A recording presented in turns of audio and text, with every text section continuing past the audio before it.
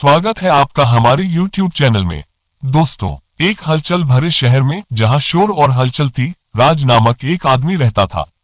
जीवन के दबावों, काम, रिश्तों और अंतहीन जिम्मेदारियों से अभिभूत वह खोया हुआ और अकेला महसूस करता था।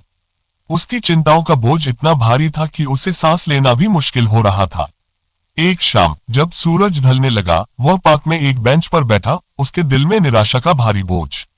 राज ने दूर एक आकृति को देखा जो एक बड़े पीपल के पेड़ के नीचे बैठी थी। ये गौतम बुद्ध थे, जो शांत और संतुलित शांति के एक आभामंडल में घिरे थे। राज को अनजाने में उनकी ओर खींचा गया। शायद ये बुद्ध की बुद्धि उसे स्पष्टता पाने में मदद कर सकती है। राज बुद्ध के पास गया और घुटने टेक दिए। हे ज्ञानी, उसने कहा, मैं अपनी समस्याओं से व्याकुल हूँ।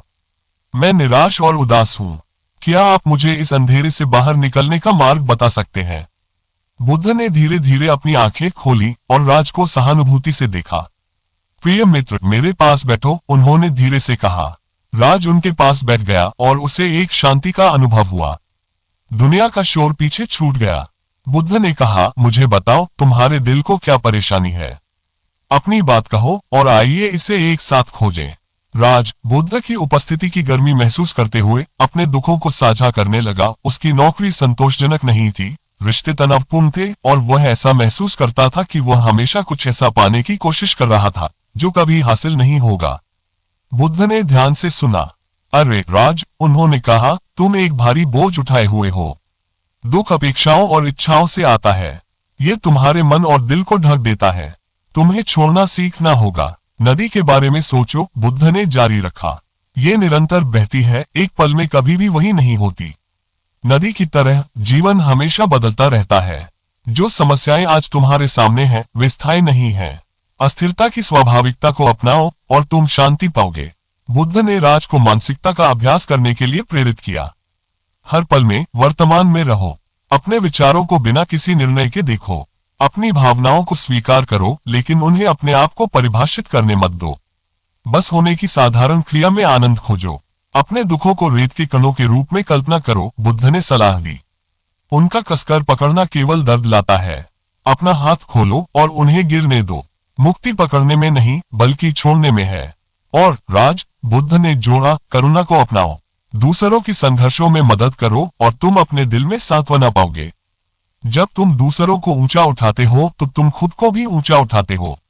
जैसे जैसे राज बुद्ध की शिक्षाओं को ग्रहण करता गया, उसे अपने अंदर एक बदलाव महसूस हुआ। उसके कंधों पर का बोझ हल्का होने लगा। उसने समझा कि उसकी खुशी बाहरी परिस्थितियों पर निर्भर नहीं करती, बल्कि उसके अपने मनोबल और विकल्पों पर निर्भर करती है।